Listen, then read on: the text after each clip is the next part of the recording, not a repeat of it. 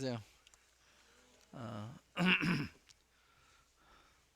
오늘 늦었어야 되는데 주님의 은혜로 늦지 않게 왔는데 그 집을 떠날 때 다시 반에 떠나기로 돼 있는데 어, 저를 운전해줄 형제님이 갑자기 일이 생겨서 못 오시게 돼서 다른 분이 이제 운전을 준비하고 있지 않다가 이제 오신 바람에 6시 좀 떠나서 늦을 거라 생각했는데 늦지 않게 왔어요. 참 감사해서 말씀을 드리는 것입니다. 우리가 사도행전 공부를 시작을 했는데 그 사도행전은 성령님의 행전이다. 사도를 통해서 성령님이 행하신 게 이제 기록이 된 것이 사도행전이기 때문에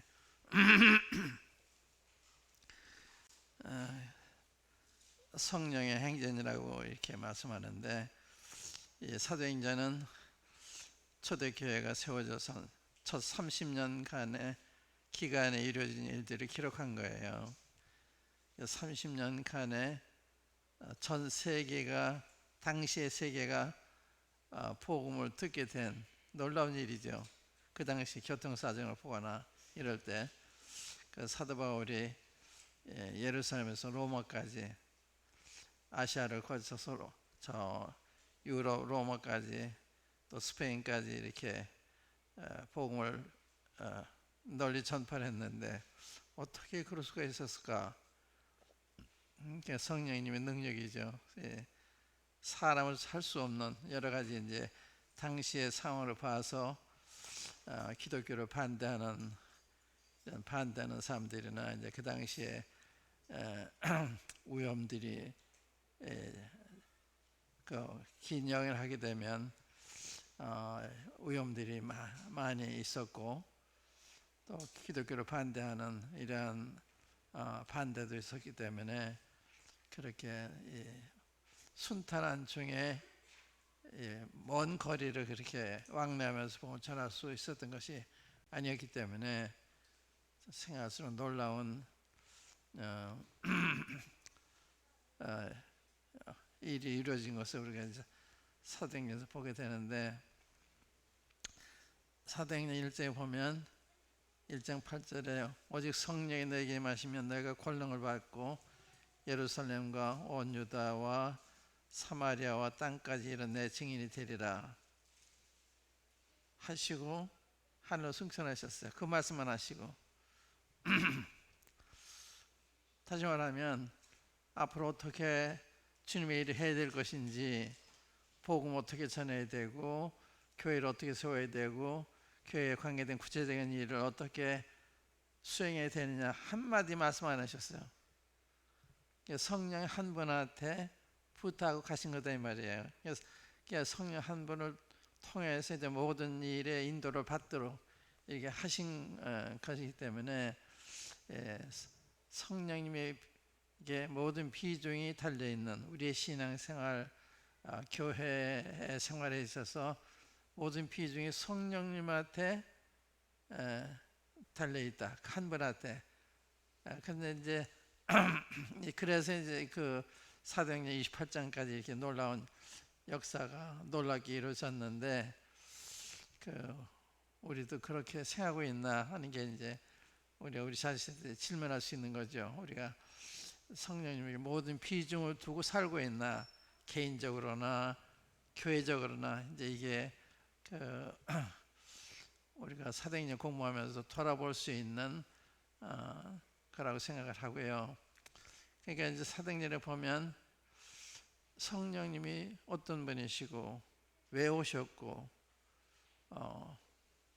또 어떠한 일을 하셨는지 이런 걸 이제 보게 되기 때문에 성령님이 된 걸 알려면 사도행전 읽어보면 알 수 있다. 성령이 얼마나 놀라우신 분인지 사도행전 읽어보면 알 수 있는.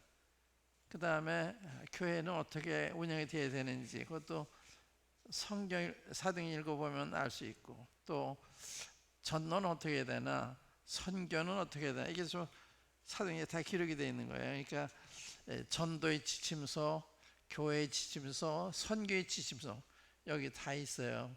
그런데 이걸 떠나서 선교들을 하고 전도들을 하고 하니까 이제 문제가 많이 있는 거거든요. 이게 이 말씀을 통해서, 이 말을 통해서 선교를 하지 않아요. 예를 들면 여기에 보면 그 선교에서 모금 운동 같은 거 하나도 없거든요. 모금. 사도 바울이 이제 예루살렘 교회 가난한 성도들을 위해서 모금하긴 했지만 선교를 해서 모금한다든지 그런 일은 하지 않았죠. 근데 이제 그런 일례를 쓰자면, 선교는 주님만 의지하면 되는데 사람이 개입해서 선교 전략을 짠다든지 뭐 등등 이런 게 전부 성경의 성령님의 능력을 잘 모르기 때문에, 혹은 과소평가하기 때문에 그렇게 되는 게 아닌가 이렇게 생각이 되고요. 그래서 지난 시간에는 주님이 부활하신 다음에 40일 동안 세상에 머무시면서 자기 사신 것을 제자들한테 확인시켜 주시는 일을 하셨다. 왜 그렇게 하셨냐? 주님의 부활이 그렇게 굉장히 중요하다고 주님이 보신 거예요. 그러니까 우리에게 있어서도 신앙생활에 있어서 주님의 부활을 깨닫는 거, 부활을 확실히 아는 거, 믿는 거, 이게 대단히 중요하다 이거죠. 이제 그것이 확실하지 않으면 우리 신앙생활 많이 이제 흔들리게 되죠. 그러니까 베드로 같은 훌륭한 돈도 주님을 부인하잖아요. 왜? 죽을까봐. 예수님 따라가 불이익을 당하니까 예수님 같이 있었잖아요. 부인하잖아요. 베드로 같은 분도 부인해요. 그런데 성령이 임하신 다음에 베드로가 얼마나 담대한지, 주님을 죽인 사람들 앞에 나타나서 마치 이스라엘 공회 앞에 나타나서 여러분들이 예수님 죽였는데 하나님이 살리셨습니다. 이래 오래 증인입니다. 서슴지 않고 얘기를 해요. 이제 그런 게 전부 성령님의 능력이죠. 그래서 오늘도 죄송합니다. 이게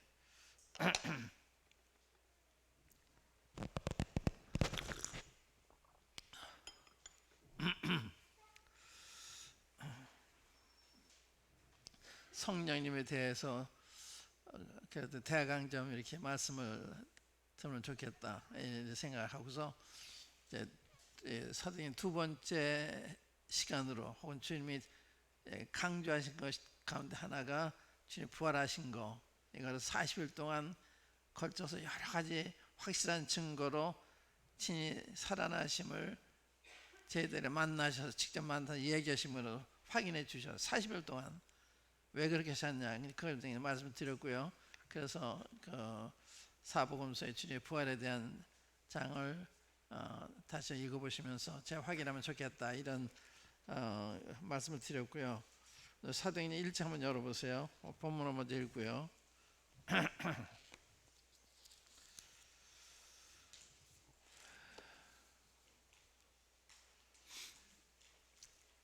3절 말씀이 이제 부활에 대한 거 아니에요. 3절 보시면 해받은 후에 또한 저희에게 확실한 많은 증거로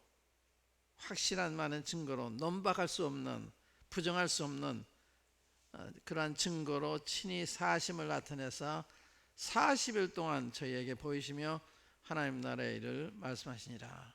그 다음에 이제 오늘 우리가 공부할 주제인데, 4절에 사도같이 모이사 저에게 분바에 가라사대 예루살렘을 떠나지 말고 내게 들은 바 아버지 약속하신 것을 기다리라. 요한은 물로 세례를 베풀었으나 너희는 몇 날에 못되어 성령으로 세례를 받으리라 하셨느니라. 저희가 모였을 때 예수께 묻자 가로되 주께서 이스라엘 나라를 회복하심이 이때니까 하니 가라사대 때와 기한은 아버지께서 자기의 권한에 두셨으니 너희 알 바 아니요 오직 성령이 너희에게 임하시면 너희가 권능을 받고 예루살렘과 온 유대와 사마리아 땅끝까지 이르러 내 증인이 되리라 하시니라. 이 말씀 마치시고 저희 보는 데서 올려가시니 구름이 저를 가리워 보이지 않게 하더라. 올라갔을 때 제자들이 자세히 하늘을 쳐다보고 있는데 흰옷 입은 두 사람이 저희 곁에 서서 가로되 갈릴리 사람들아 어찌하여 서서 하늘을 쳐다보느냐. 너희 가운데서 하늘로 올리우신 예수는 하늘로 가심을 본 그대로 오시리라 하였느니라. 이제 여기서 우리가 보기 원하는 것은 주님이 성령을 한 분만 약속하시고 그냥 가셨다 이 말이에요. 딴 얘기 안 하시고 이제 앞으로 세계 전도를 해야 되나, 세계 선교, 세계 전도를 해야 되고 또 교회를 세워야 되고, 교회를 세우면 집사도 세워야 되고 장로도 세워야 되고 또 은사를 따라 해야 되고 여러 가지 교회에 대한 진리들이잖아요. 한마디 얘기 안 하신 거예요. 그러니까 성령 한 분만 약속하시고 떠나신 거예요. 그러니까 성령 한 번 의지하면 다 된다고 보신 거죠. 그분이 장로 세우는 거, 집사 세우는 거, 은사대로 행하는 거, 징계하는 거, 헌금하는 거 전부 다 성령님이 가르쳐 주시는 거기 서신서에 다 나타나 있거든요. 그러니까 많은 문제들이 성령을 통해서 답을 얻을 수 있다. 근데 그걸 전제하셨다 이런 얘기 좀 드리는 거예요. 그러니까 성령님이 얼마나 중요하신 분이냐, 얼마나 주님이 중요하시게 생각하시고 성령님을 부다고 가셨느냐, 그걸 말씀드린 거예요. 알아들으시겠어요? 성령이 그렇게 중요한 거예요. 우리 신앙생활에, 우리 교회 생활에 전반에 있어서 그렇게 중요한 게 성령님이시다 이 말이에요. 근데 여기 보면 이제 예루살렘 떠나지 말고 기다려라. 그리고 떠나셨어요. 그러니까 이 말씀 안에도 성령님을 오시기 전에는 너희가 아무것도 할 수가 없다 이렇게 생각하신 거예요. 그러니까 보세요. 지금 방금 읽은 그 4절 말씀 보면 예루살렘을 떠나지 말고 내게 들은 아버지 약속하신 기다리라. 요한은 물로 세례를 베풀었으나 너희는 몇 날이 못되어 성령으로 세례를 받으리라 하셨냐. 그러니까 성령으로 말미암은 성도, 성령으로 말미암은 교회와 그렇지 않은 교회의 차이, 그렇지 않은 성도와의 차이, 이제 이런 걸 생각할 수가 있죠. 그러니까 사도 베드로도 성령을 받기 이전과 받은 이후가 얼마나 달라요. 여러분과 나도 성령 인도를 받기 전과 받은 후에 얼마나 우리의 삶이 달라지느냐, 우리의 사이가 얼마나 달라지냐, 교회가 얼마나 이런 게 전부 여기 달려있다 이 말이죠. 그렇게 중요한 분이 성령님이시다 그 이야기예요. 그래서 예루살렘 떠나지 말고 내게 드는 아버지가 약속하신 것을 기다려라. 누가복음 24장에 보면 그 아버지 약속하신 거를 기다리는데 위로부터 능력을 입히울 때까지 이 성을 따르지 말아라. 누가복음 그렇게 비슷한 이야기인데, 그러니까 성령님이 오시기 전에는 너희도 아무것도 할 수 없어. 해서는 안 돼. 이게 이제 전제된 말씀이거든요. 근데 성령이 여기 간단히 이제 성령 오시기 전에 장면 봐도 성령 받기 전에 제자들의 생각이 어디에 있었어요? 그런 질문하잖아요. 그 6절에 보면 제게 모였을 때 예수께 묻자와 가로되 주께서 이스라엘 나라를 회복하심이 이때니까. 이들은 자기 나라만 생각한 거예요. 주님은 성령 너희가 임하신 권능을 받고 예루살렘과 온 유대와 사마리아 땅끝까지 이런 내 증인이에요. 주님은 온 세상을 생각하고 계시는데 제자들은 자기 나라만 생각하고 있는 거예요. 이스라엘 나라 회복하시면 이때입니까? 그러니까 성령을 인도받는 사람의 생각과 그렇지 않으면 생각이 이렇게 다를 수 있단 말이죠. 주님은 온 세계를 생각하고 있는데 자기 민족만 생각해요. 그러니까 성령의 인도를 받기 전에는 우리 자신을 못 떠나는 거예요.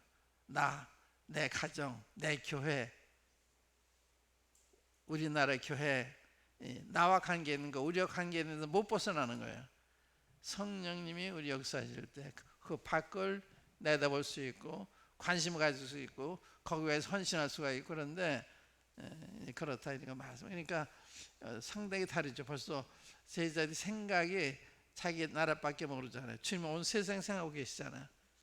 차이를 아시겠어요? 딴 것까지 지금 생각하고 계시는데 제자들은 그 생각 못 하잖아요. 그렇기 때문에 성령님의 오심을 기다리는 게 얼마나 중요하냐, 성령의 인도를 받는 것이 얼마나 중요하냐 하는 것을 의미하는 것이다, 그 이야기입니다. 그럼 성령은 어떤 분이냐? 성령, 그 성령은 그 삼위일체 하나님 한 위시죠. 위라고 그러죠. 하나님은 세 분이 한 하나님 이루고 있어요. 그래서 삼위일체라고 그러잖아요. 삼위일체. 하나님 아버지, 하나님 아들, 하나님 성령, 이 세 분이 한 하나님이 이루고 있는 거예요. 그러니까 하나님 한 분인데 그 안에는 세 분이 계신 거예요. 역할이 달라요. 우리가 구약에도 보면요, 구약 창세기 보면 하나님이 가르사대 우리의 형상대로 우리가 사람 만들고 우리라 그러잖아요. 구약에도 복수의 하나님이라 우리는 복수형 아니에요. 또 내가 누구를 보내면 누가 우리를 위해 갈고, 이사야 6장에도 그래요. 우리라고 그러잖아요. 내가 누구를 보내면 누가 우리 위해 갈고, 우리. 신약에도 아버지와 아들과 성령의 이름을 세례를 줘라. 아버지와 아들 성령 세 분 아니야. 아버지와 아들 성령의 이름은 단수예요. 이름은 복수가 아니라 세 분이 독립된 다른 분이라면 아버지와 아들 성령의 이름 틀이라고 그래야 되는데 단수예요. 아버지와 성령의 이름을 세례를 주고, 이제 삼위 중에 한 분이 이제 성령님이신데 성령님 하나님이세요. 그죠? 하나님 아버지도 하나님, 하나님 아들도 하나님, 하나님 성령님도 하나님. 그런 이야기 이제 얘기하자면 시간이 많으니까 그 성령님이 하나님이시다. 하나님은 그 지정의를 가지고 계시잖아요. 지정의, 인격을 말할 때 지정의가 있어야 인격으로 보게 되는데, 아는 거, 느끼는 거, 뜻하는 거, 이 지정의. 그러니까 성령이 똑같은 걸 가지고 계신 거예요. 그래서 성령님 하나님이시다. 그건 나중에 필요하면 말씀을 드리려고 하고요. 성령님은 삼위일체 중에 한 하나님이다. 성령 하나님. 그럼 어떤 하나님이냐, 이게 중요하잖아요. 하나님을 아는데 하나님이 어떤 하나님이냐, 여기 오해가 많아요. 하나님에 대해서도. 유대인들은 율법주의 하나님, 심판하는 하나님, 이것만 생각했지 은혜의 하나님, 사랑의 하나님을 잘 몰랐잖아요. 그러니까 어떠한 하나님을 알고 있느냐에 따라서 우리 인격도 영향을 받아요. 하나님의 사랑의 하나님을 알게 되면 그 사랑을 본받게 되고 사랑의 감화를 받게 되는데, 하나님 공의 하나님이다. 이게 공의 하나님이 되고 이제 사랑하는 이 속성이 다 겸비하고 계신 분입니다만은, 한쪽만 알면은 사랑은 희생을 당해요. 이 공의만 적용하면 무서운 사람이 되는 거예요. 경찰서 같은, 검사 같은. 근데 우리 지금 검사가 아니거든요. 우리 주님은 변호사 같은 분이죠. 우리를 변호하시고 우리 옆에서 우리를 도와주는. 그래서 성령님은 이제 요한복음 우리가 보면 알겠습니다만은 보혜사라 그래요. 보혜사. 보혜사라는 말은 변호사, 대언자, 혹은 성경에서는 보혜사라고 합니다. 보호하시고 은혜 베푸는 분, 보혜사. 그래서 영어로 보면 comforter, 또 어떤 사람 helper, counselor, 이렇게 이제 번역이 돼요. 번역 현상에 따라서 도와주는 분, 또 위로하시는 분, 또 상담해 주시는 분, 이렇게 이제 이렇게 성령의 이름인데, 그래서 이 성령님의 이름을 가지고도 성령님이 이런 분이시구나 하는 걸 이제 우리가 알 수가 있는데, 우리 요한복음 14장 한번 열어볼게요. 요한복음 14장.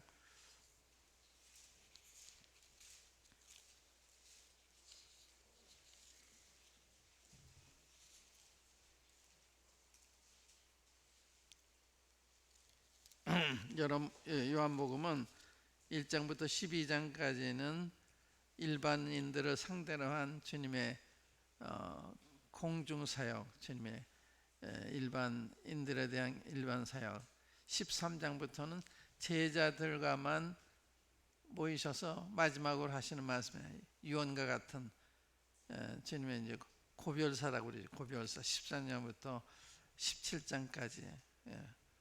그러니까 굉장히 중요한 말씀인데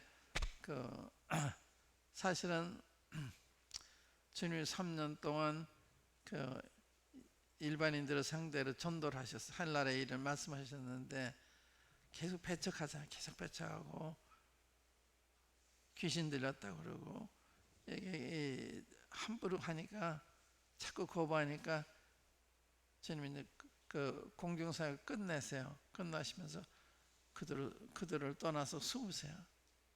이게 이제 12장이 나오는데 12장 한번 보시면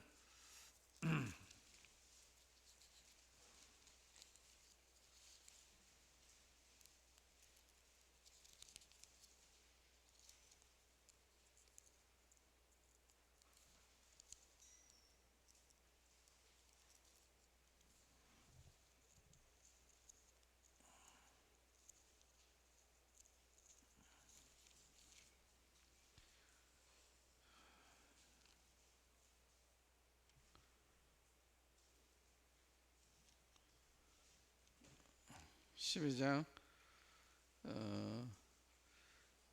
36절 보세요. 이게 이제 공중사역의 마지막 장 아니야. 이 12장이에요. 12장까지는 일반인들을 상대로 한 전도 하신 게 기록이 되어 있는 건데 36절을 보시면 너희에게 아직 빛이 있을 동안에 빛을 믿으라. 그리하면 빛의 아들이 되리라. 예수께서 이 말씀을 하시고 저희를 떠나가서 숨으시니라. 그 이후로 그들은 예수님 보고 싶어도 못 봐요. 그러니까 주님 우리에게 이렇게 보이시는 기간도 있는 거예요. 계속 거부하고 그러면 나중에는 보고 싶어도 못 보게 하세요. 그러니까 다 기한이 있는 거거든요. 여기 저희를 떠나 숨으셨다. 이 참 이상한 모습인데 이게 이제 하나님 역사 가운데 이게 있는 거예요. 그러니까 지금은 은혜 시대라고 그러죠. 은혜 시대. 지금은 누구든지 스님이 되면 구원받, 죄사함 받고 구원받고 하늘나라 갈 수 있는 은혜를 입기 때문에 은혜 시대라고 그래요. 조건 없는 용서, 조건 없는 약속을 주시는 거예요. 날 믿으면 죄사해 주시고 하나님 자녀가 되게 하늘나라 가게 해 주시고 이게 이제 은혜 시대인데 이게 한없이 계속되는 게 아니라 이것이 주님 오심으로부터 지금까지 한 2000년 동안 계속되어 왔는 아주 긴 기간이죠. 근데 모자는 끝나요. 언제 끝나느냐? 주님이 공중재림을 우리 데려가실 때 휴거한다 그러죠. 휴거 오면은 들리죠. 갈 것자 그래요. 들려 올라간다. 이렇게 주님 오셔서 우리를 데려가세요. 주님 믿어 죽은 사람들 무덤에서 살리세요. 그게 이제 부활입니다. 부활. 성도의 부활. 주님 믿다가 죽은 사람들 주님이 다시 살리시는 거예요. 또 그때 우리가 살아있으면 우리 산채로 변화가 되는 거예요. 그래가지고 함께 공중에서 주님 영접하게 된다. 이게 이제 주님의 계획 가운데 다음에 일어날 사건이에요. 지금은 은혜 시대, 구원의 시대인데 주님 오시는 게 끝난다 이 말이야. 그 다음 어떻게 되느냐? 그게 이제 데살로니가 후서 2장에 보면 이렇게 얘기돼요. 한번 찾아보세요. 데살로니가 후서 2장. 그러니까 주님이 인자를 베푸실 때가 있고 인자를 거부하면 진노를 받으시는 거예요. 너 그래? 그럼 너가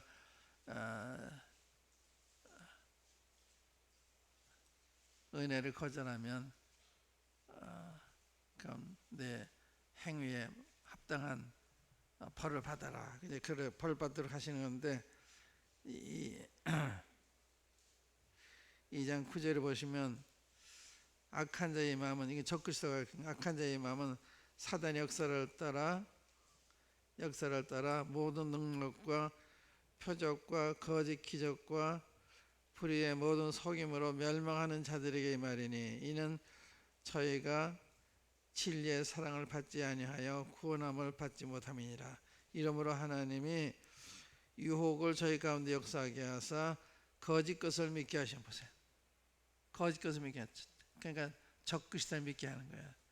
주님 거절하니까 그럼 너 거짓 선지자, 거짓 그리스도를 믿어라. 예, 거짓 것을 믿게 하시면 진리를 믿지 않고 불의를 좋아하는 모든 자로 심판을 받게 하려니. 지금 어떻게든 구원하려고 그러는데 그때는 못 믿게 하시는 거예요. 지금은 지금 오라 그러는데 그때는 와도 너 못 믿게 하시는 거예요. 안 받아들이신 거예요. 예, 그래 지금 이제 유대인들에게 있어서 저희들 떠나가서 숨으셨다.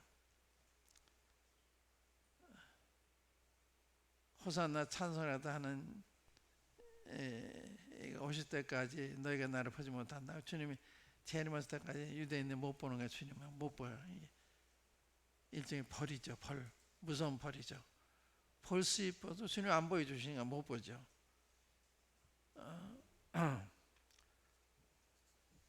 근데 14년 이후는 주님이 이제 제자들만 따로 모이시고 제자들만 따로 모여서 필요한 위로의 말씀, 권면의 말씀, 경고의 말씀, 또 그들을 위한 기도, 이것이 이제 17절까지 기록이 되어 있는데 14장에 가장 중요한 것이 성령님 보내시겠다. 그 이야기를 이제 읽고 싶은데 그 16장 먼저 보세요. 16장 보시면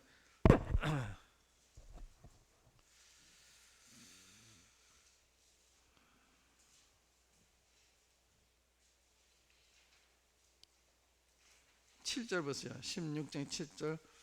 그러하나 내가 너희에게 실상을 말하노니 내가 떠나가는 것이 너희에게 유익이라.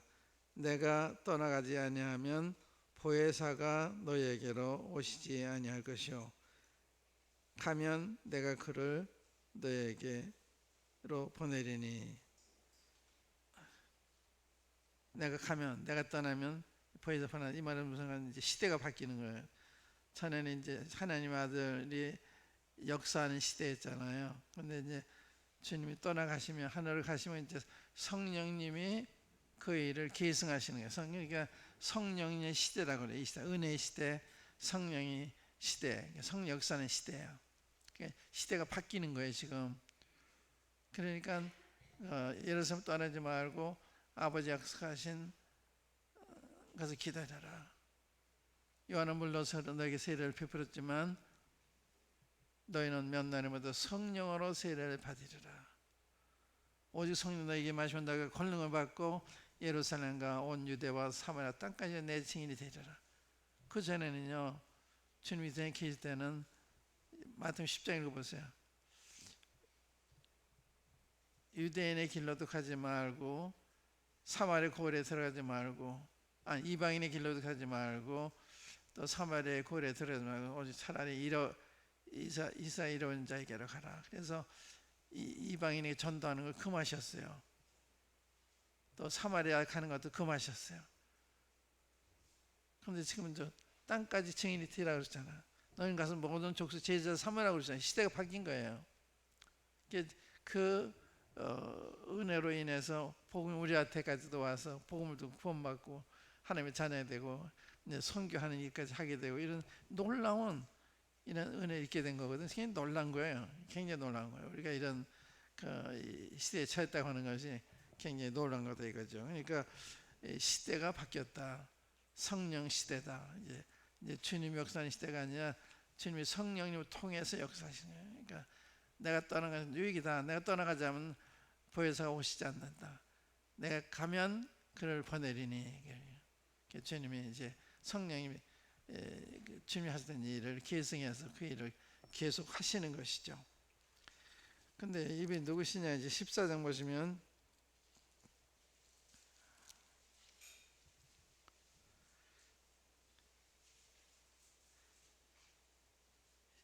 (16절부터) 보세요. 16절 잘.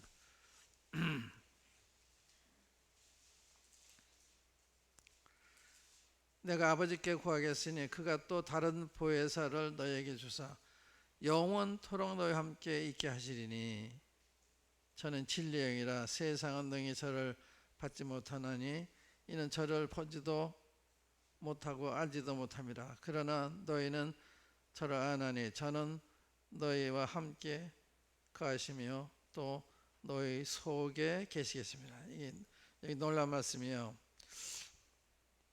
내가 다른 보혜사 보낸다. 보혜사, 이게 이제 성령님이 가리키는 성령의 보혜사라고 하는 거예요. 보혜사.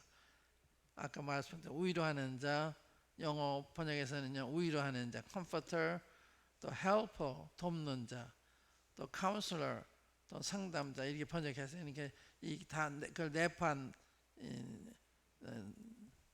일을 하시는 분이죠. 우리 도우시는 분, 우리를 보호하시고 은혜를 베푸시는 분, 우리 곁에 계셔서 우리를 도와주시는 분, 우리를 상담해 주시는 분, 너무 좋은 분이죠.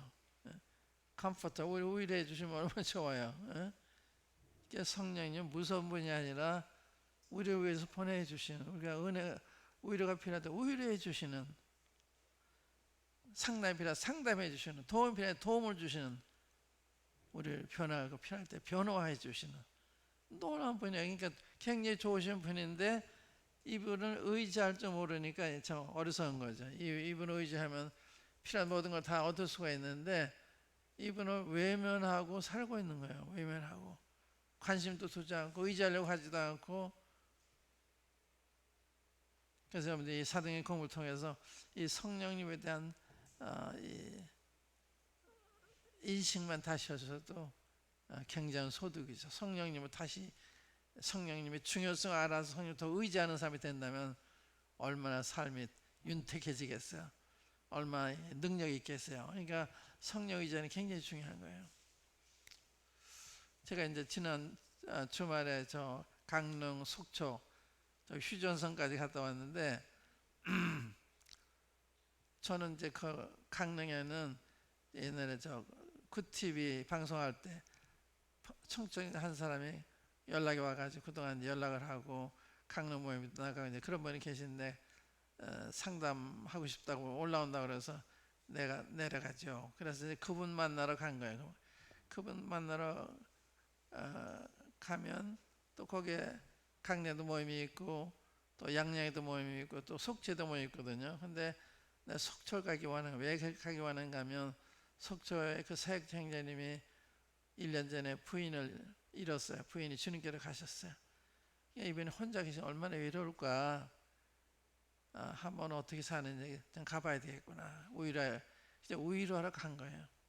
이제 그 소식을 듣고서 거기에 이제 장로 중에 한 분 저한테 전화해가지고 오시는 목적이 뭡니까? 이렇게 질문했어요. 그래서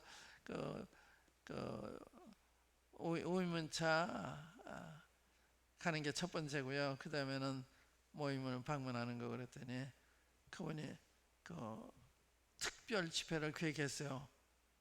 토요일 날 저녁, 주일 날 1시간, 2시간 특별 집회를 했는데 플래카드까지 만들었어요. 그래서 내가 참 놀랐는데 근데 이 얘기 왜 하는가 하면 성령이 그걸 참 기뻐하셨나 보다. 내가 이 일꾼 위로하러 간다고 갔는데 그것만 생각해 두시는 좋게 보셨나 보다. 그래가지고 이렇게 큰 아주 부흥이 일어났다 할까요? 그럴 정도의 큰 이렇게 그 역사가 일어났어요. 이렇게 굉장히 2시간인데 그렇게 감동들을 받고 새로워지는 이게 성령님의 역사죠. 그러니까 저는 단순히 그냥 그런 내 동역자니까 또 옛날 함께 신앙생활도 형제이니까 내가 가봐야 될 필요도 느끼고 가고 싶은 마음도 생각해서 간 건데 주님이 좋게 보시다 그래가지고 이렇게 그 방문을 축복하셨다. 성령 역사가 그런 거예요. 그러니까 주님을 기쁘시게 하는 일이면 성령이 와서 도와주시고 함께 하시는 거예요. 그러니까 성령님을 위한 성령을 구하는 게 아니라 주님을 기쁘시게 하기 위해서 정말 영원하게 하기 위한 일을 하면 성령은 자동적으로 오셔서 도와주시는 거예요.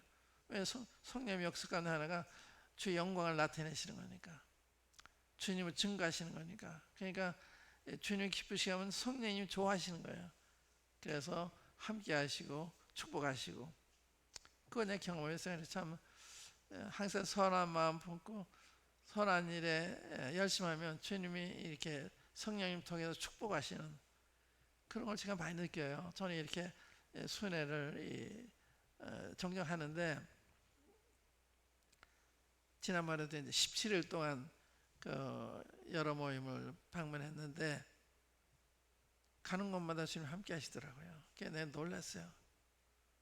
그때 이제 그 코로나 때문에 집회도 못하고 막 그러는데, 아닌 얘기가 아니라 다 모여요. 다 모여요. 수도권에는 겁들이 많아서 좁게 말하면 겁들이 많아서 못 모이는데, 저쪽 가니까 겁이 없어요. 모여요. 근데 이 말은 우리가 코로나에 대해서 정부가 이렇게 조심하라고 하는 거, 규범은 우리가 지켜야죠. 그건 하나님의 뜻이에요. 그대로 해야 돼요. 그런 거역하고 막 해도 좋다 그런 이야기는 아니에요. 그건 해야 돼요.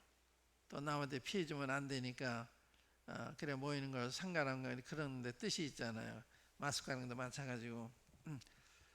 그런데 예배를 하지 마라, 그건 안 되는 거예요. 아무도, 대통령도 누구도 그런 권한이 없어요. 하나님께 속한 걸 사람이 어떻게 해라 하지 말라고 그래요.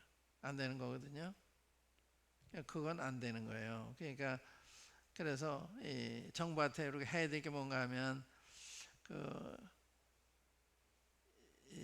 사람 모이는 것을 일반적으로 못 모이게 하는 것보다는 그런 확진자가 생긴 그런 교회는 모이는 거 상가라, 그건 말이 되는 거거든요. 근데 그렇지 않은데 다 모이지 말라 그러면 뭐 지하철도 타지 말아야 되고 뭐 많이 모이는 게 있잖아요. 국회도 모이지 말아야 되고 그래야 되는 거 아니에요. 왜 교회만 모이지 말라 그래요? 그러니까 모이되 조심해서 모여라. 그런데 그런 확진 생겼다 그러면 당만 모이지 말고 할 수 없죠. 그건 들어야 되는 거죠. 그럴 때는 그 확진이 생기면 안 되니까. 그렇게 정부가 하면 좋지만 일반적으로 그냥 문제도 없고 조심하는, 우리 얼마나 조심해요. 여기 와서 열 체크도 하고 또 손도 씻고 다 조심하잖아요. 거리 두기도 다 하고 있고. 그러니까 교회처럼 잘 하는데 어디 있어요? 철저하게. 그러니까 그렇게 하는 것은 차별하는 게 아닌가 이런 생각이 들어서 그건 아니지 않나 이런 생각을 했던 거죠. 근데 밑에는 하더라고요. 그렇게.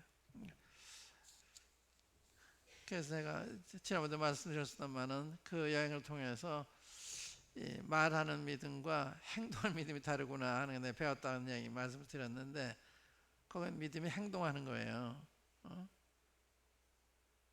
근데 그 지식 많은 사람들이 믿음이 없어요. 지식 없는 사람이 믿음이 더 있어요.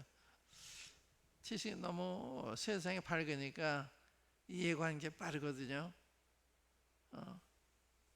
벌금문 내더라 그러니까 이제 그쪽을 더 생각하는 거예요.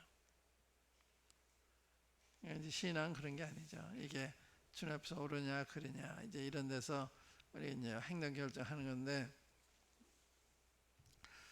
근데 이제 여기 그 성령님에 대해서 지금 내가 아버지께 구하겠으니 그가 또한 다른 보혜사, 보혜사에 대한 설명, 성령님은 보혜사라고 그랬다. 보혜사.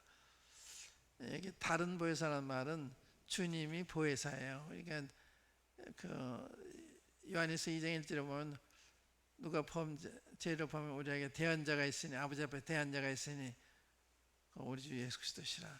예수님은 대언자라고 해요. 똑같은 말이에요. 보혜사란 말이에요. 그러니까 주님이 대언자시고 우리 성령님이 다른 대언자, 다른 보혜사, 보혜사 번역했습니다만은 좋으신 분이죠. 성령님은 좋으신 분, 우리에게 정말 필요하신 분. 그 잘 이제 이름을 보세요. 다른 보혜사는 너에게 주사 영원토록 너희와 함께 있게 하시리니, 여기 영원토록 함께 있게 하시다. 이게 놀라워요. 영원토록.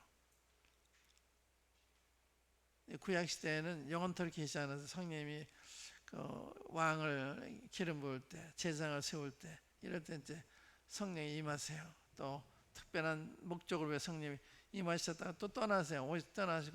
오셨다 떠나셨는데 신약 시대 성령님은 한 번 오시면 안 떠나세요. 영원토록 함께 있게 한다. 그래서 다윗이 성령님은 나한테 걷어가지 마십시오 하는 그런 기도가 필요 없는 거예요. 영원토록 함께 하시다 그랬으니까 주님 이런 약속해 주셔서 감사합니다 그래야죠. 영원토록 함께 하시니까 안 떠나신 거예요. 주님이 그렇게 약속하신 거예요. 은혜의 약속이죠. 사랑의 약속이에요. 그러니까 조건적인 약속이 아니라 주님의 일방적인 사랑의 약속, 영원토록 함께 있게 하겠다. 얼마나 좋아요. 잠깐 계시다가 떠나시면 그렇잖아요. 우리가 이 세상에서 부모와 사는 부모 떠나시면 함께하지 못하잖아요. 결혼해서 배우자 함께 사는 한쪽이 떠나면 함께하지 못하잖아요. 그런데 주님은 그게 없는 거예요. 영원토록 함께하겠다. 사람은 죽으면 이게 자꾸 바뀌는 거예요. 근데 하나님은 그 죽음이 없잖아요. 영원토록 함께하다. 이게 참 좋은 거다. 또 17절에 보면 진리의 영이다. 저는 진리의 영이다. 이게 중요한 말씀입니다. 성령님은 진리의 영이라는 말은 하나님 말씀대로 인도하시는, 말씀을 거역하는 성령님은 안 계세요.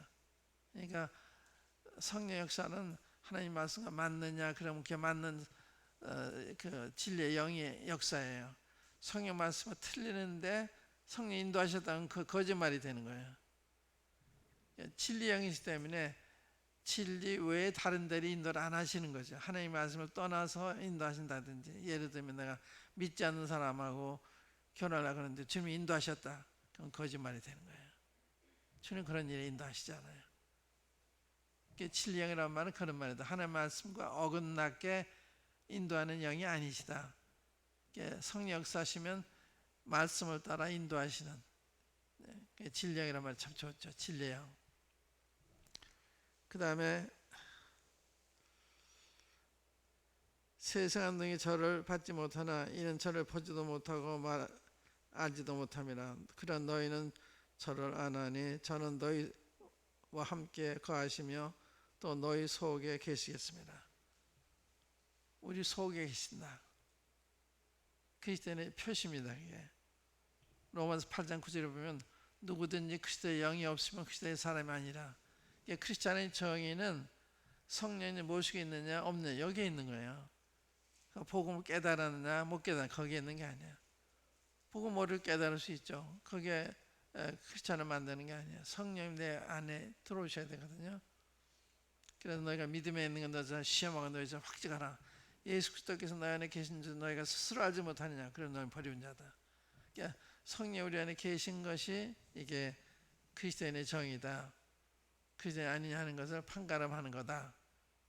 그래서 누가 거듭났는지 아닌지 이걸 아시려면 성령이 들어오셨나 그걸 확인하시면 돼요. 성령 들어오시면 어떻게 아느냐. 세 가지를 질문할 수 있어요. 하나는 하나님 말씀을 사모해요. 그리고 깨달아요. 어린아이가 태어나면 살아나오면 엄마 젖을 찾죠. 왜? 살았기 때문에 배고프거든요. 젖달라고 우는 거예요. 그래서 거듭나서 하나님 말씀을 사모하지 않는다. 그럴 수는 없는 거예요. 그래서 거듭나서 하나님 말씀을 사모하고 그 맛을 알아요. 죽은 아이는 엄마 젖을 물려줘도 찾지도 않고 맛도 모르고, 죽은 아이 산 아이는 천지 차이죠. 죽은 아이는 꼼짝 못하고 호흡도 안 하고 말도 못하고 젖달라고 울지도 못하고, 그러나 산 아이는 안 그렇죠. 호흡하죠. 움직이죠. 젖달라고 울죠. 그래서 거듭나면 이 영생의 이론이 아니에요.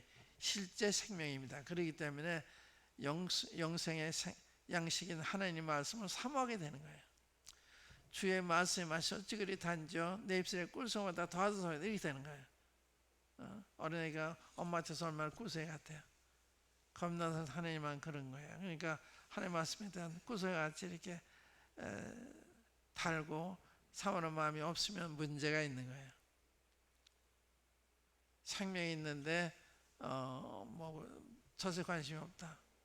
멍들하셨다. 그런 거 없어요. 다만 살아있긴 한데 건강이 나빠서 식욕을 잃을 수는 있어요. 그러나 이런 식욕이 있다가 나중에 잃는 건 몰라도 처음부터 식욕이 없었다 문제가 있는 거죠. 그 첫 번째. 두 번째는 우리가 저를 안으로 하고 계명을 시키지 않으면 거짓말하는 거다. 요한일서 2장 3절. 하나님을 안다고 하면서 계명을 지키지 않으면, 하나님의 말씀을 지키지 않으면, 순종하지 않으면 거짓말하는 거예요. 하나님을 알고도 하나님을 왜 안 지켜요? 그게 복이 되는 건데. 그러니까 하나님 알면 그 말씀을 순종하기 원하게 되는 거예요. 하다가 못하는 수는 있지만 하고 싶은 거예요. 해야 된다고 생각해. 왜 이게 복이 되는 거니까. 하나님 모를 땐 그렇게 복이 되는지 아닌지 잘 몰라서 그렇지만 하나님을 안다면 하나님이 너무 좋으신 분이고 성령의 진리인 것을 알고 말씀대로 하면 복이 되고 말씀 안 하면 해가 되고 하는 게 아니기 때문에 말 순종하게 되는 거예요. 세 번째는 우리가 형제를 사랑함으로 사망의 생명을 들어가주려 한다. 이게 구원받은 증거 중 하나예요. 형제를 사랑하느냐 아니냐. 그럼 다시 말하면 누구하고 시간을 많이 보내느냐. 구원받지 않은 옛날 친구들과 자주 만나서 교제하느냐. 그렇지 않으면 구원받은 형제들과 시간을 보내느냐. 달라진 거예요. 옛날 친구가 멀어져요. 공통점이 없어요. 대화를 해도 난 하늘나라와 성령에 관심이 있는데 저분은 그렇지 못하잖아요. 그 대화의 초점이 세상이니까 답답한 거예요. 피차가 재미가 없는 거예요. 저 사람은 나한테 재미가 있고 난 저 사람한테 재미가 없고 그래 멀어지는 거예요. 믿지 않는 친구가 멀어지는 거예요. 그리고 믿는 친구들을 사귀면 너무 좋은 거예요. 대화하고 교제하는 게 좋고 그게 사모가 되고 만나면 헤어지기 싫고 이상한 거예요. 그런 교제라는 게 그려지고 교제에 들어왔다가 헤어지는 게 싫고 그래서 이 집회를 원하는 것도요. 말씀에 대한 사모심도 있지만 형제에 대한 교제하고 싶은 마음 형제들이 보고 싶은 마음 그래서 수요일도 기다려지고 주일도 기다려지는 거예요. 놀라운 거죠. 이런 변화가 있는 거예요. 이런 세 가지를 물어보면 돼요. 첫째는 하나님의 말씀가 어떤가 두 번째는 하나님의 말씀 정말 경외하고 순종하는가 세 번째는 누구하고 시간을 많이 보내나 거듭난 새로운 친구들과 시간을 많이 보내는지 겁나죠. 옛날 친구들 같이 만나는 거죠. 거부하는 거예요. 그러니까 이제 주님이 우리 속에 계시기 때문에 우리의 관심사가 바뀌는 거예요. 저는 인생이 전부 줄 알았는데 이제 하늘나라가 좋고 세상이 좋았는데 이제 성경이 좋고 이렇게 되는 거예요. 이제 그런 변화가 일어나는 거거든요. 이제 그게 이제 성령님에 대한 이야기예요. 그 다음에 이제 그 밑에 내려와서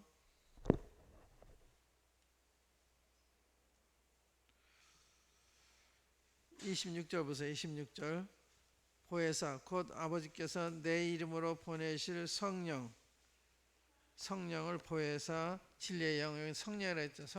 성령은 거룩한 영이라는 말이에요. 거룩한 영 성령의 인도를 받으면 언어가 거룩해지고 삶이 거룩해지는 거예요. 세속적인 사람이 안 되는 거예요. 그게 싫은 거예요. 이제는 성령 내 안에 계시기 때문에 세상 관계 되게 싫은 거예요. 죄와 관계 되게 싫은 거예요. 이제는 주님과 관계되고 말씀과 관계 이게 좋은 거거든요. 성령에 충만하다 그러면서 욕을 한다. 많은 부흥사들이 욕도 해요. 욕하는 사람은 성령 인도받는 사람 아니에요. 그거 아는 거예요. 그러니까 성령 인도하면 언어가 거룩해진 거예요. 행동이 거룩해진 거예요. 성령이시니까. 악령은 evil spirit. 그러니까 악한 생각, 악한 행동을 하는 거예요. 그러니까 귀신의 그 무당들 보세요. 얼마나 얼굴이 참 우그러지고 참 이상하죠. 얼굴만 봐도. 그러니까 악령의 인도를 받을 사람과 성령의 천지차이야. 밤과 낮의 차이야. 성령의 인도를 받은 성령의 거룩한 영이기 때문에 밝고 부드럽고 은혜스럽고 평화롭고 이쪽은 반대라. 어둡고 거짓되고 너무 다른 거예요. 그러니까 주님께 속한 거, 세상에 속한 거 너무 차이가 큰 거예요. 밤과 낮이 다른 거니까 이게 긴가아니가 그런 거 아니에요. 그러니까 여러분들이 성령 안에서 밝으면 분별은 너무 확실한 거예요. 성령 안에 있지 않기 때문에 분별이 모호한 거죠. 성령님 안에 있으면 분별이 너무 확실한 거예요. 그러니까 이제 성령 그가 너희에게 모든 것을 가르치시고 내가 너에게 말한 모든 것을 생각나게 하시리라. 모든 진리가로 인도한다. 이게 성령님이 인도를 하시는데 진리 가운데를 인도하시는 거예요. 비진리, 거짓된 들이 인도하시잖아요. 세상을 인도하지 않으세요. 하나님 말씀으로 진리 가운데 인도하시는. 또 모든 걸 가르치신다. 성령님이 선생님이에요. 성경을 해석해 주세요. 어떠한 뜻인지 읽다 보면 성령께서 깨우침을 주세요. 처음에 읽을 때 몰라, 두 번째 읽을 때 보면 성령 이거라구나 하는 걸 깨워주세요. 또 생각나기도 하세요. 저는 말씀 가는 사람이기 때문에 이 말씀 갈 때도 그때그때 필요한 말씀 생각나게 하세요. 참 놀라운 거죠. 그러니까 생각나기도 하세요. 그게 성령님의 역사. 그래서 다른 사람은 주님 그러셨죠. 너희가 이제 핍박을 받을 때 그 당국으로 끌려가서 심을 받을 때 무엇을 말할까 미리 준비하지 말라는 거야. 그때 내가 할 말을 가르쳐 주겠다는 거야. 그게 참 도움이 돼요. 그래서 난 말씀에 보이지 않을 때 주님은 그때 가면 성령 통해서 필요한 말씀 하게 하신다고 하셨잖아요. 또 주님은 당나귀를 통해서도 당나귀가 말하잖아요. 그 거짓 선자 발람한테 막 책망하고. 그럼 당나귀를 감동해서 말씀하시면 나도 얼마나 잘 수 있잖아요. 당나귀를 통해 역사해 하나님 제게도 역사해 주십시오. 간절히 기도해. 그럼 주님 주세요. 어떤 때는 내가 준비한 말씀이 있는데도 주님 말씀 가지 않고 준비하지 않은 말씀 갈 때가 많아요. 여기 와서 제가 이렇게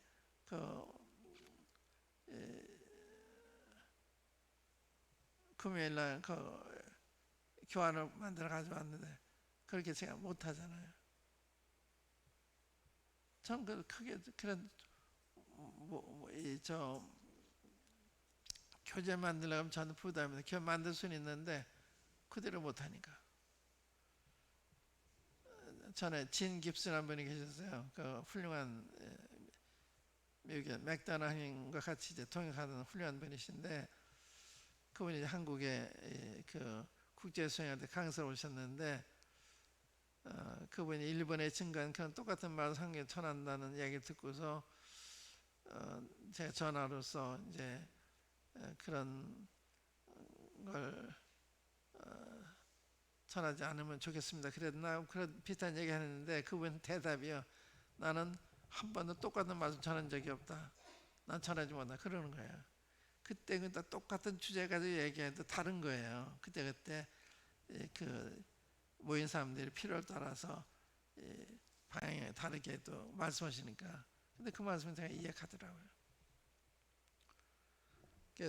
성령께서 이제 가르치시고 생각나게 하시고 이제 그런 역사를 하세요. 또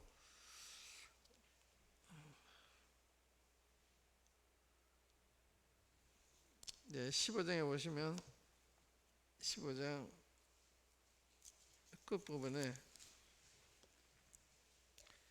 26절에 내가 아버지께로서 너에게 보낼 보혜사 곧 아버지께로서 나오시는 진리의 성령이 오실 때 그가 나를 증거하실 것이요. 이게 성령님 주님을 증거하시는 그래서 내칭이 된다면 그래서 사도행 읽어보시면요 베드로가 이렇게 복음 전하는데 주님에 대한 이야기 많이 해요. 다 주님에 대한 이야기 하는 거예요. 그러니까 성경 이야기를 하되 성경 말씀 가운데 주님과 관계된 이야기를 하는 거예요. 주님 어떤 분이신가? 예수님을 증거하는 그게 성령님의 중요한 사명 중에 하나예요. 그래서 이 주님에 대해서 얘기하는 건 나를 증거할 것이요. 또 16절에 보시면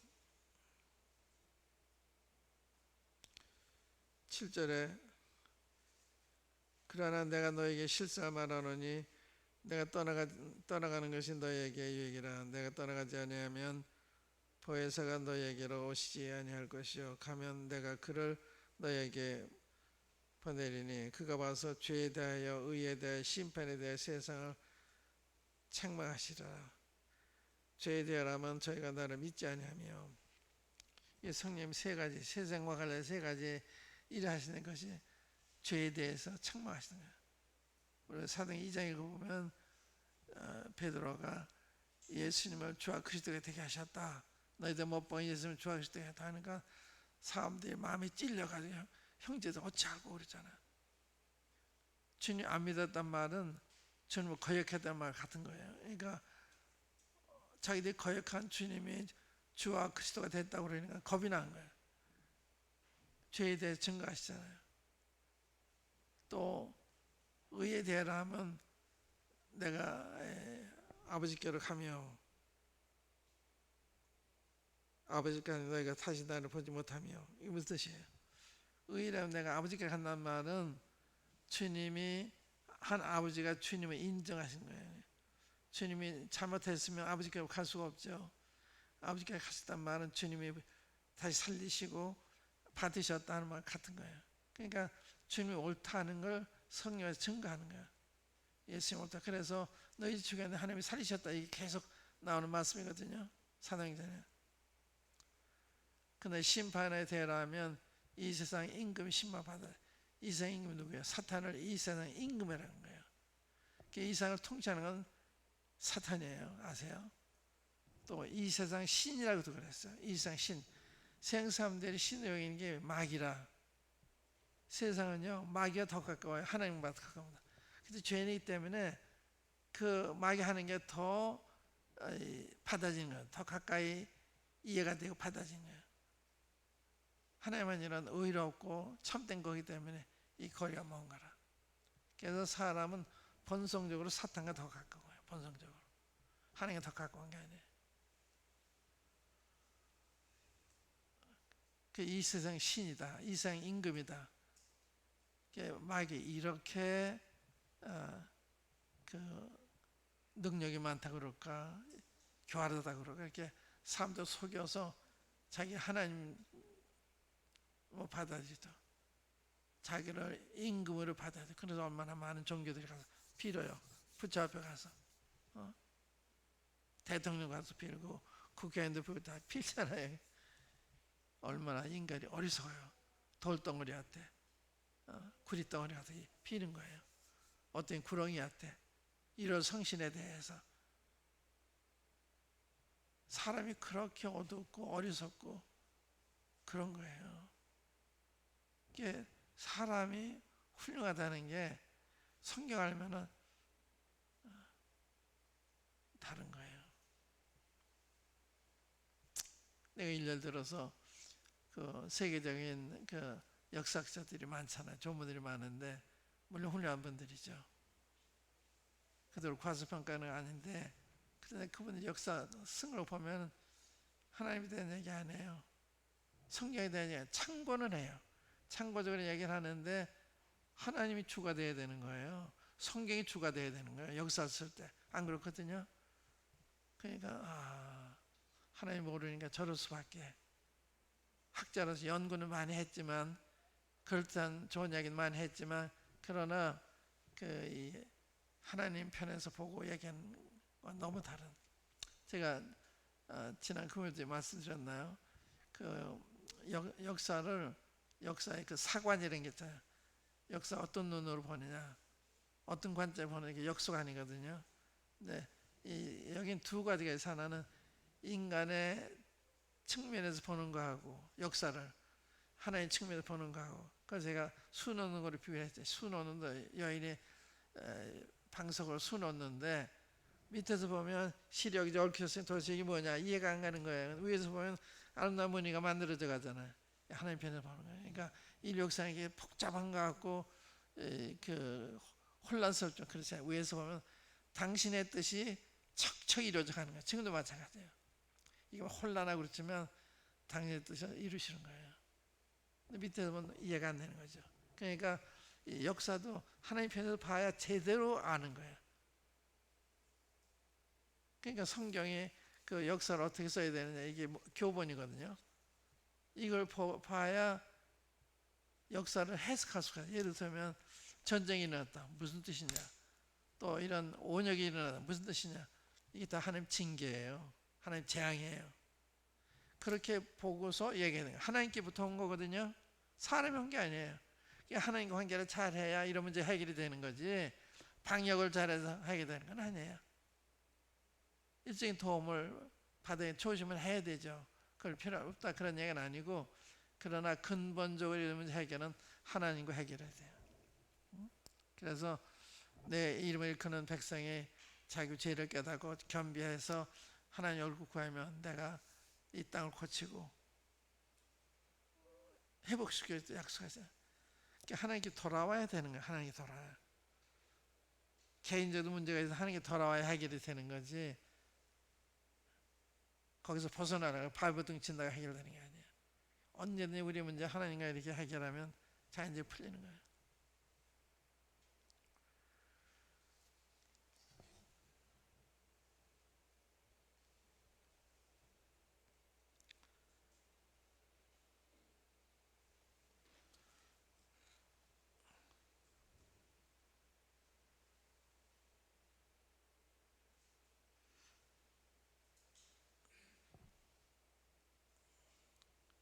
또 12절부터 보시면 16절 12절이에요.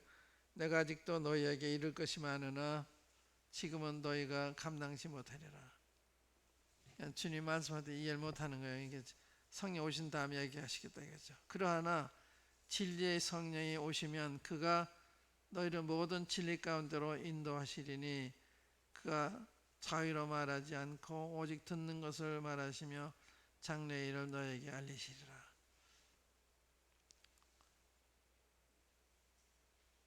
진리의 성령 오시면 그가 너희를 모든 진리 가운데로 인도하신다. 그래서 우리가 이렇게 말씀대로 모으려고 하는 게 이게 놀라운 거예요. 대개는 이 교단이 성경 교단이 없어요. 여러분 저 훌륭한 언더우드라든가 참 훌륭한 분들 존경하고 고맙게 여기는 분들인데, 그들이 성경 배경으로 왔다기보다는 장로교 배경으로, 감리교 배경, 그러니까 하나님 말씀 하되 그 교단에서 믿는 바대로 전하는 거예요. 예를 들면 장로교에서는 세례도 약식 세례 하잖아요. 성경 아니잖아요. 그러니까 장로교 교리는 이야기하는데 성경 교리는 이야기하는 거죠. 그런 차이, 예를 들면 그렇다 이 말이에요. 그러니까 성경 배경으로 와서 예수 좋았을 텐데 성경이 이게 교리니까 이 전체가, 근데 장로교에서는 약식을 하니까 그걸 배워서 그대로 전하게 되니까 이제 약식을 하는 거예요. 감리교도 마찬가지고. 성령에 대해서도 이제 그 교단에서 하는 것 같은 걸 이야기하게 되잖아요. 그러나 성경을 배경으로 와야 되잖아요. 뭐가 같은가 하면요, 이제 아이가 이제 초등학교 들어가면 1, 2, 3, 4를 이렇게 쓰는 그 노트가 있죠. 그 공책에 1, 2, 3 그 보기를 해놓고 그걸 보고 쓰라 그러잖아요. 그러니까 일자 이렇게 일자 쓰잖아요. 근데 똑같이 쓰잖아요. 조금 비슷하면 쓰게 돼요. 근데 두 번째 쓸 때 보기를 보고 써야 되는데 자기가 쓴 걸 보고 쓰는 거예요. 그러니까 좀 더 삐뚤어져요. 그 다음에 또 쓰면 또 삐뚤어져요. 그래서 나중에 한일자가 되는 거예요. 그러니까 항상 성경을 보고 써야 되는데, 우리도 마찬가지. 우리도 우리 선배들 요즘 브래드란 얘기만 하는데, 브래드는 보고 쓰는 거 아니에요. 그 훌륭한 분이 나 존경하고 참 주님이 쓰신 분이 사실인데 그분이 완전하지 않죠. 그렇기 때문에 그분들 보고 쓰면 안 되고 성경 보고 써야 되는 거예요. 근데 브래드란이 우리 조상인 것처럼 얘기들을 해요. 브래드란이 조상이에요? 성경에 브래드란이 어디 있어요? 그래 안 되는 거예요. 그러니까 그렇게 따지자면 브래드란이나 장로가 하면 다 똑같은 거죠. 성경을, 그러니까 우리는 성경 말씀을 따라 모이잖아요. 성경 보고 성경 뭐라고 말씀해 이렇게 해야 되는 건데 브래드랜들이 어떻게 했냐? 그걸 보고 결정하는 거 아니에요. 그러면 자꾸 비스듬히 가게 되는 거예요. 이게 굉장히 훌륭한 분들입니다. 대단한 학자들이고 참 저도 많은 도움 받고 있고 그분들을 과소평가하는 게 아니라 우리의 자세가 하나님한테 가서 보고 따라가야 되지, 우리 브래든이 하는 거 따라가면 잘못될 수도 있다. 그래 올 때 장로교 배경으로 감리교 배경으로, 근데 승성씨는 성경을 배경으로 해서 오시잖아요. 어느 교단을 파송받지 않고 제가 배운 대로 전하고 상교 와가지고 통신회라는 게 이제 그게 그런 건데 한국에서 많이 변질이 됐지만 동신회 여러분 신의 같은 사람들의 모임이다 이 말이에요. 동신회. 근데 그런 이름을 따로 붙일 필요가 없어요. 성경에 다 있잖아요. 성경에 성도고 믿는 자고 제자고 형제고 자매고, 어느 하나만 특정적으로 하면 안 돼요. 그러니까 우리라고 그러면요, 우리 브레드라는 말을 가리켜 우리라고는 교파라 장르가 다른 게 없어요. 성령 우리라는 건 믿는 사람 전체를 가리키는 거야.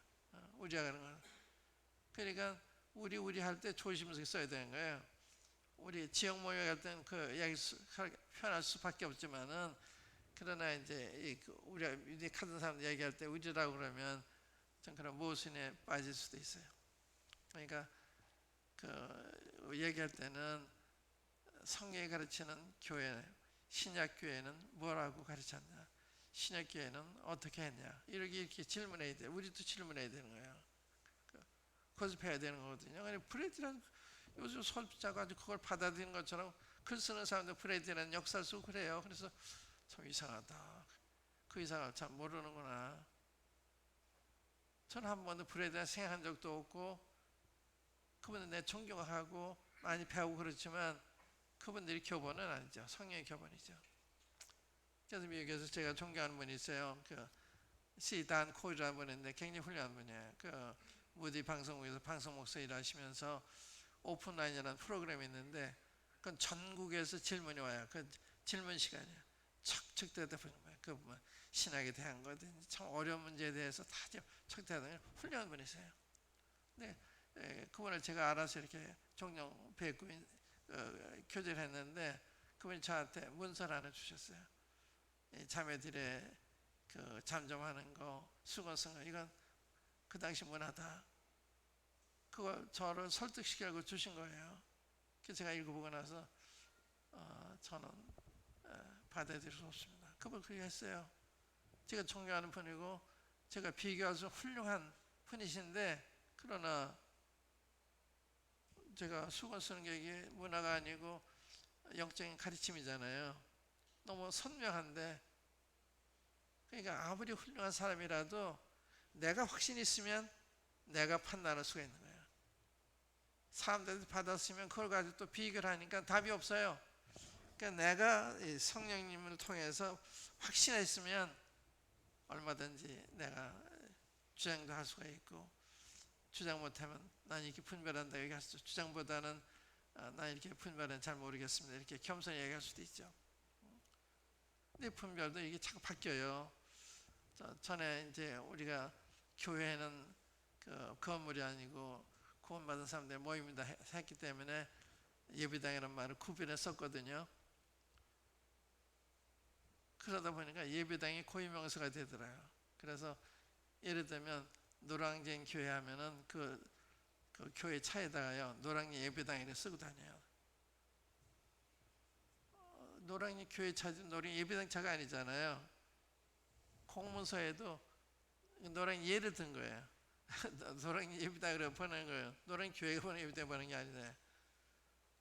이런 또 모순이 있구나. 그래서 문패에다가 박준영 쓰면 이 집이 박준영이란 말이 아니라 박준영에서 산다는 뜻이지, 박준영 써도 괜찮겠구나, 교회라고 간법에서 괜찮겠구나 이런 생각한 거예요.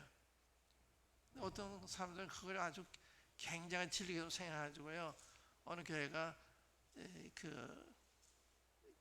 교회라고 간판 붙였다고 그 떼어버리라고 그랬다고 막 와서 얘기하는 형제를 봤어요. 그 형제 주님께 갔는데 예비당을 붙이는 교회라고 썼다고 떼어버리라고 그랬다는 거예요. 그러니까 내가 거기 그 자리에서 우리 분별이 변하더라. 우리의 분별은 절대적이 아니더라. 언제 이렇게 생각이 되는데 이걸 이렇게 하다 보니까 이런 폐단이 또 생기더라. 교회를 써도 괜찮겠더라. 그게 바뀌는 거예요. 그게요. 그러니까 너무 구태하고 그렇게 할 게 아니라 이해가 필요한 거죠.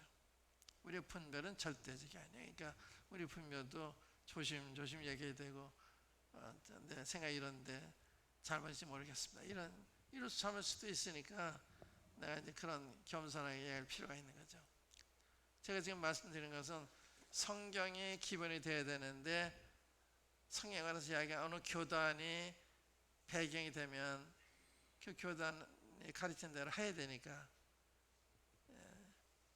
제한을 받게 된다. 그래서 항상 성경을 교본으로 해서 모든 일을 해야 된다. 우리 선배들이 했다고 그게 다 옳은 건 아니니까 그것도 다 살펴봐야 되는 거예요. 옳으면 참 따라가는 거 아니면 또 수정할 수도 있고.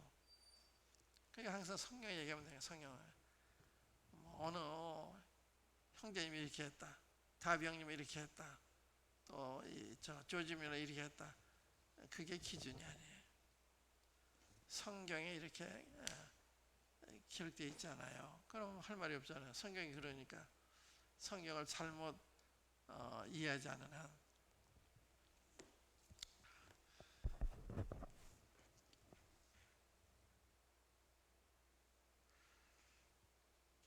또 이게 장래일을 너에게 알리시라. 그게 계시록이 생긴 거예요. 모든 진리 가운데 낸다 그래서 이제 신약 성경이 생긴 거예요. 성령을 통해서 기록된 거 아니에요. 그가 내 영광을 나타내리니 내 것을 가지고 너에게 알리겠습니다. 내 영광을 나타내니. 그러니까 주님의 것을 이야기하는 거예요. 주님과 함께 있는 거예요. 내가 만들어 얘기하는 게 아니라 내 영광을 나타내리니 내 것을 가지고 너에게 알리겠습니다. 우리 아버지께 있는 것은 다 내 것이요 내 것이라. 그러므로 내가 말하기를 그가 내 것을 가지고 너에게 알리리라 하셨느니라. 이게 성령님의 역사가 어떨 것이냐 하는 걸 말씀한 거예요. 그러니까 성령은 보혜사시고 진리의 영이시고 성령이시고 또 우리를 모든 걸 가르쳐 주시고 모든 생각나게 하시고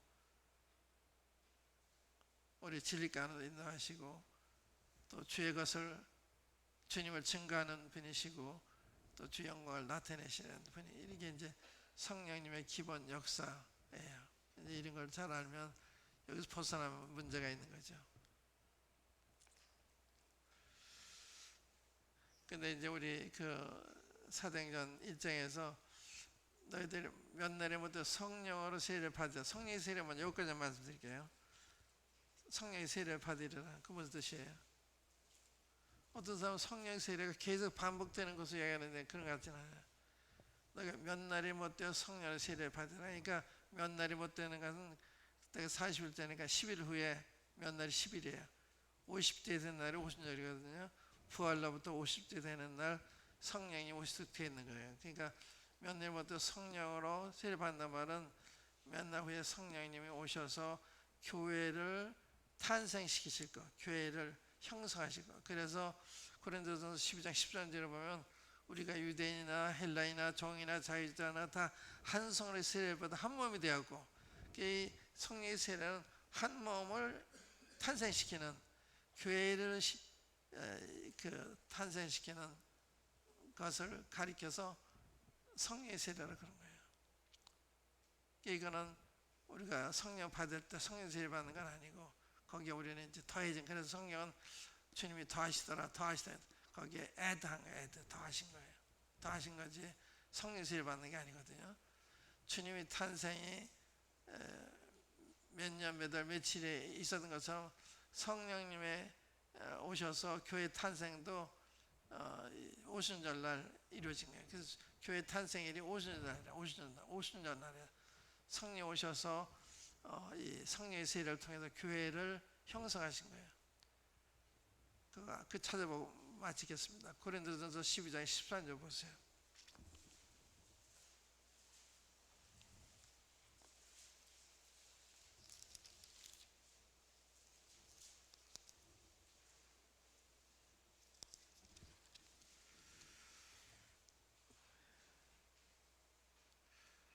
우리가 이거 이제 모든 그리스도인을 가리켜 우리가 유대인이나 헬라인이나 종이나 자유자나 다 한 성령의 세례받아 한 몸이 되었고 또 다 한 성령을 마시게 하셨느니라. 그래서 이 성령에서 교회가 탄생이 됐고 성령을 마심으로 이 교회가 진행이 되는 거예요. 한 성령을 마시는 한 성령의 인도를 받는 게 그래 중요한 거죠. 성령 세례까지 말씀드리겠는데 성령의 권세가 뭐냐, 성령의 열매가 뭐냐, 성령의 은사가 뭐냐, 성령 인도하시는 게 뭐냐, 이런 게 전부 성령과 관계된 중요한 주제들인데 여기 대해서 이제 다음 시간에도 계속해서 주님 인도하시는 말씀을 드리도록 하고요. 오늘은 성령 세례까지만 말씀을 드렸습니다. 이 교회는 오순절날 시작이 됐다, 탄생됐다. 근데 이 장로교에서는요, 교회가 구약에도 교회가 있었다고 해서 구약엔 교회가 없어요. 오순절 시작이 됐기 때문에. 그래서 주님이 마태복음 16장에 보면 내가 이 반 속에 내 교회를 세우리니 그러잖아요. I will build my church on this rock. 내가 이 반 속에 내 교회 세우리니 I will. 그럼 미래잖아요. 주님이 때에 있던 교회는 세상에 존재하지 않았어요. 오순절날 교회가 시작이 된 거예요. 이게 분명한데도 장로 같은 큰 교단에서는 구약에 교회가 있었다는 거예요. 그건 말이 안 되죠. 근데 이 교회와 이스라엘 차이, 하나님의 두 큰 승리에 나타난 경륜은 이스라엘에 대한 경륜과 교회에 대한 이 두 가지가 있어요. 이스라엘은 지상 백성이고 교회는 하늘에 속한 백성이고 이 차이, 축복도 다 차이가 달라요. 근데 이걸 혼동해서 교회가 영적 이스라엘이다 이렇게 했죠. 이스라엘 다르고 교회 다른 거죠. 그래서 교회는 그러니까 이스라엘은 이제 끝났다는 거예요. 주님 십자가 못 박았을 때 저들은 이제 막 흩어져가지고 AD 십자가 흩어져가지고 사방 흩어졌잖아요. 그런데 성경은 그들 자기 고토로 돌아온다 얘기하잖아요. 고토로 돌아왔잖아요. 그러니까 1948년 5월 14일 날 독립했잖아요. 이스라엘이 2000년 전에 죽었던 사람이 살아난 거예요. 기적이죠. 하나님의 말씀이 뜻이니까.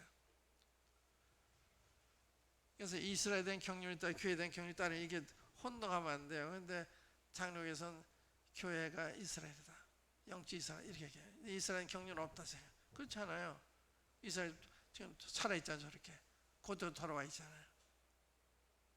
그래서 여기서 해석이 얼마나 달라진가 하면 계시록은 이미 이루어진 과거사를 얘기를 해요. 우리 계시록이 미래에 일어날 일이잖아요. 장로교에서 이미 다 이루어진 거예요. 그래서 거기 휴거가 없어요. 칠령 환란도 없어요. 천령왕도 없어요. 그런 계시록 보면 휴거가 분명하고 칠령 환란이 분명하고 천령왕이 분명하고 그걸 다 과거로 생각하기 때문에 부정하는 거예요. 지금 그런 얘기를 하면 사람이 잠꼬대하는 것도 똑같이 잠꼬대. 이렇게 엄연히 이스라엘이 존재하고 있고 어머니 그 환란의 징조가 이렇게 보이고 있고 하는데 이런 시대에서 계시록을 이미 이루어진 거다. 계시록은 이루어진 적이 없어요. 계시록의 그 사건 너무 어마어마한 태양이 검게 어두워지고 달이 피같이 되고 별들이 다 하늘에 떨어지고 이게 전부 이게 이런 일이 있을 수가 없다고 생각하는데 이거 다 상징적으로 해석해요. 상징적으로. 근데 지금 상징 해석 안 해요. 문자도 해석하죠. 계시록이 지금 밝아지고 있다 그래. 계시록은 정말 밝아지고 있어요. 그래서 예언이라고 하는 것은 한 시대에 다 설명할 수가 없는 거예요. 이 계시록의 예언의 말씀이 이루어질 때가 가까워지면 이게 저거라고 이렇게 알게 되어 있는 거예요. 마치 아브라함 약속한 때가 가까우면 이스라엘에서 인구가 늘었다. 사도행 7장에서 그러니까 아브라함 약속한 때가 가까우니까. 그런 징조들이 나타나는 거 안 거예요. 그러니까 주님이 재림이 가까우면 재림에 대한 징조들이 나타나요. 아, 이게 저거라는 걸 알게 되는 거예요. 그래서 오늘 우리 그걸 눈을 보고 있기 때문에 지금 계시록이 다 이루어진 거고 예언이 아니다 그러면 잠꼬대 하는 것도 같아요. 현재 그런 일이 일어나고 있는데 이스라엘 독립했잖아요. 그러니까 성경을 잘한다고 하는 굉장히 중요한 거예요. 성경을 잘못하면 그건 잘못된 분들이 가르치면 그런 줄 아는 거예요. 무슨 말인지 알겠어요? 계시록이 장로교기 통해서는 이미 이루어진 역사라고 생각해요. 그걸 책 쓴 사람도 있어요. 근데 계시록에 예언하는 게 한 번도 이루어진 적이 없어요. 그 상징적으로 꽤 맞춘 거예요. 상징이 아니라 실제예요. 이제 그 나중에 계시록 더 이야기할 기회가 있겠습니다만은 이것을 확실하는 게 필요해요. 계시록이 앞으로 이룰 예언이라고 하는 거 이루어진 게 아니에요. 그러니까 상당히 해석이 달라지는 거죠. 계시록이 있으면 휴거도 있고 7년 환란도 있고 천년 왕국도 있고 악인의 심판도 있고 사형의 사탕도 있는데 그게 없는 거예요. 그 지금도 그걸 주장해요. 우리 같이 얘기하면 이단이라고 그래요. 참 거꾸로 됐어요. 누가 이단이에요? 우리 이단은 그렇게 얘기하면 분들이 이단이죠. 우리가 믿는 그 성경 가르치면 왜 이단이에요? 성경 가르침을 잘못 가르치는 게 이단이 되는 거지. 그러니까 우리가 믿는 게 너무 확실한 건데 우리가 확실한 소리 안 내니까 저분들이 그게 진리인 줄 아는 거예요. 우리가 이게 상겨볼 거 아니에요. 그리고서 우리가 틀렸구나. 저분들 얘기만 이렇게 됐는데 우리 처음 복음 전할 때도 다 이단이라고 했어요. 믿음으로 은혜로 100% 행위로 관계 하나도 관계없다 그러니까 도무지 이해가 안 되는 거예요. 행위를 부정하니까. 지금은 이제 성경적인 사실에 다 받아들였잖아요. 지금 일본 교회가 지금 은혜를 구원받고 믿음 구원받고 부정하지 않아요. 내용은 좀 다르지만. 그러니까 우리가 소리를 내면 진리가 이기는데 침묵을 하면 잘못된 가르침이 이길 수가 있어요. 그 얘기 자꾸 들으면 그게 진리인 줄 알잖아요. 그러니까 이스라엘교회에서 이스마엘이 정통이다, 이삭은 서자다 이렇게 가르쳐요. 근데 자꾸 그러니까 성경 모르는 사람들은 이삭은 서자라구나. 우리가 성경 보면 이스마엘이 서자죠. 하갈에서 나왔으니까 서자죠. 리브가에서 나온 게 참 상속자죠. 그러니까 그런데도 성경을 안 가르치면 저들이 가르치는 게 진리인 줄 안 되니까요. 그래서 이스라엘 인구가 얼마나 많아요? 굉장히 많아요. 우리가 침묵을 치고 있는 저들이 이기는 거예요. 그러니까 확실한 소리를 내야 되는 거예요. 아는 걸 진리 얘기해야 되는데 우리가 모르는 게 얘기 안 하고 아는데도 얘기 안 하고 그러니까 비진리가 세상을 지금 커버하고 있어요. 지금. 비진리가 이겨요. 사회주의 지금 미국 보세요. 미국 얼마나 혼란스러워요. 그러니까 진리가 침묵하고 있기 때문에 그런 현상이 일어난다 생각해요. 그러니까 우리가 확실히 진리 이야기하면 성경과 어긋나간 다 틀린 거예요. 무신론 틀린 거예요. 또 동성애 틀린 거예요. 낙태 틀린 거예요. 그런데 그 중요한 걸 주장하는 사람들을 옳다고 따르니까 뭐예요? 성경 따르는 건지 사람 따르는 건지. 동성애라고 어떻게 그게 옳아요? 그걸 주장하는 게 어떻게 옳아요? 그 법으로 만들는 사람들 어떻게 우리가 따라가요? 막아야죠. 그러니까 너무 이런 부분에 있어서 진리의 가치를 모르고 있는 거예요.